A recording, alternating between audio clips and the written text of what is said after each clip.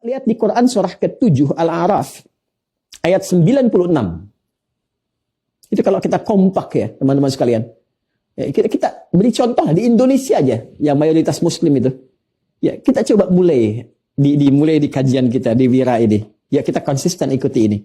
Coba lihat ayatnya. Walau anna ahlal qura amanu iman wattaqau taqwa la fatahna alaihim barakatim minas samai wal ardh.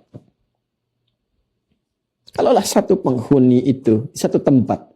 Qura itu jamak dari qaryah. Qaryah jadi qura. Ya, kalau kita ambil negara lah, itu satu negara. Desa bentuk jadi negara, bangsa. Skala kecilnya di kabupaten kan banyak desa itu. Kabupaten. Ya kalau belum bisa senegara, kabupaten A, kabupaten B, provinsi A, provinsi B. Coba kasih contoh, kalau nggak percaya ini, kasih contoh. Walaupun kita harus melewati ujian. Ujian itu pasti ada. Dan nggak usah takut dicela, karena kita pun nggak bebas dari celaan. Ya kata para ulama, hanya orang kurang sehat jiwanya yang nggak mau dicela. Kita itu pasti dicela, Pak. Nggak pengen dicela pun pasti dicela. Jadi menghindari celaan itu nggak ada guna.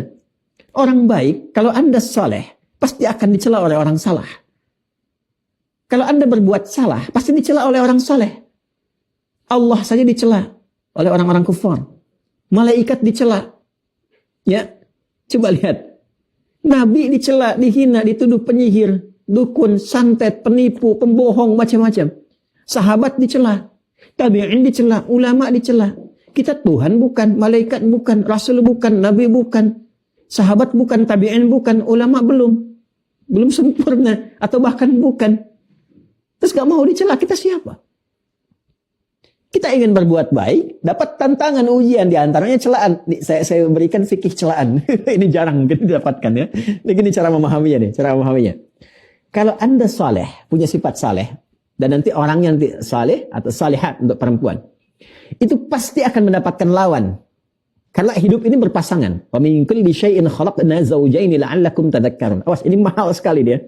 Ya, saya dapatkannya harus sampai keluar nih, mencari 18-20 jam dari Indonesia, itu terbang pakai pesawat, kan? Ini mahal sekali dapatnya. Semoga Allah berikan pahala pada guru-guru kami, ya. Quran surah ke-51 ayat 49. Ya, paling kiri agak ke tengah sedikit, ya. Agak ke bawah sedikit. Wa min kulli syai'in khalaqna zawjaini la'allakum tadhakkarun. Lihat ya. Perhatikan baik-baik. Dan segala hal, kata Allah, kami ciptakan berpasangan, berlawanan.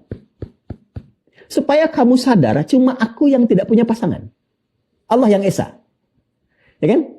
Laki-laki pasangan perempuan. Ya kan? Benang sari dengan putik. Jantan dengan betina. Siang malam. Demikian sifat pun baik, buruk. Soleh, salah. Itu berpasangan. Dan hikmahnya, pasangan ini, itu akan saling menguji untuk menyempurnakan. Makanya kesempurnaan di suami, itu kan ada di istri, saling menyempurnakan. Demikian sebaliknya. Ya, belajar bersama-sama saling menyempurnakan. Dan di sifat pun, salah dan soleh, itu akan membentuk sebuah kesempurnaan kalau digunakan secara benar. Ya. Yang pernah saya sampaikan kan, qad aflaha man zakkaha, ada takwa, ada fujur kan, berpasangan kan. Jadi jujur lawannya apa? Dusta. Dusta diciptakan untuk menyempurnakan apa? Jujur. Supaya belajar. Ya, untuk menghindari dusta ini munculkan jujurnya.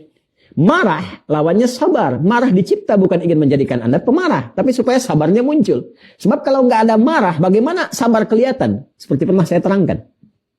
Salah itu lawannya soleh.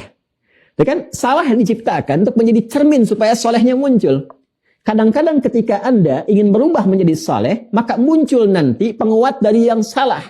Bisa jadi bentuknya celaan.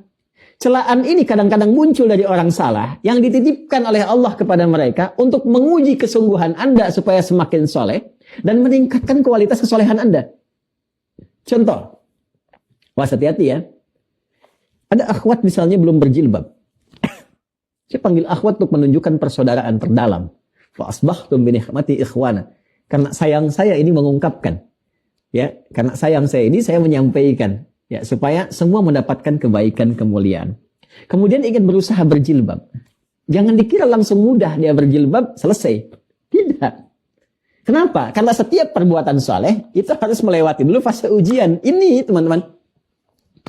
Kan soleh ini melewati ini dulu. Dan ini bentuknya ma'ruf, perintah, nahyu, mungkar, fahsya. Jadi kalau Anda ikuti yang ma'rufnya perbuatannya ke sini, akan dapat lawan dari mungkarnya ke sini. Ketika Anda mulai berjilbab, maka teman Anda akan mulai memunculkan sebuah kesan. Wah, sudah solehah ya sekarang. Kamu tampil beda ya. Kalau kesannya dari yang soleh lagi, itu apresiasi tinggi, motivasi. Masya Allah, ukti semakin cantik deh, semakin baik, semakin ini, macam-macam tuh. Tapi kalau dari yang salah, kesannya muncul, di lisannya keluar, wah udah mulai deh. Waduh, penghuni surga lewat nih. Waduh, solehah lewat nih, gitu kan. Kayaknya udah gak sama kita lagi nih, gitu kan.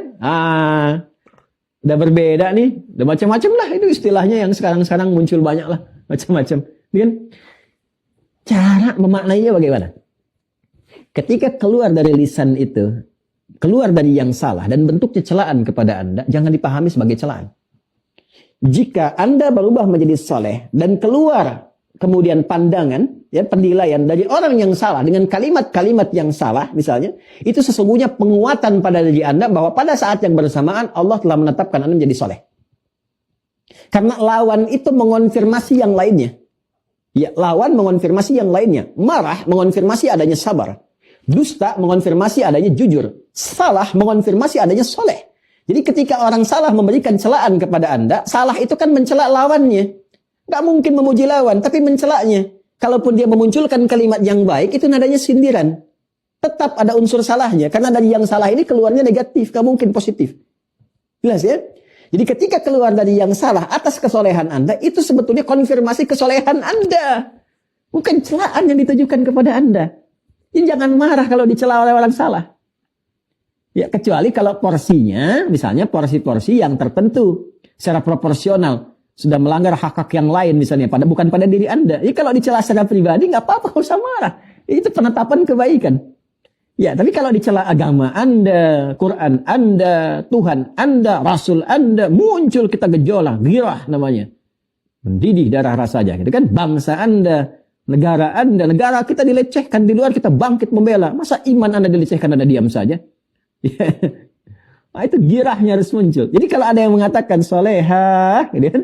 Pada Anda yang sudah berjilbab, ya itu artinya Allah menetapkan pada diri Anda sudah berubah jadi lebih baik. Alhamdulillah.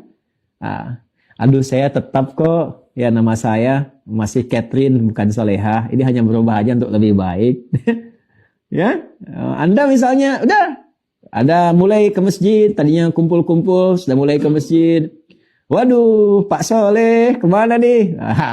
Saya masih Asep kok, bukan Soleh. Ini coba aja bisa lebih baik, siapa tahu bermanfaat, ya kan? Udah tiap hari begitu muncul, apapun namanya.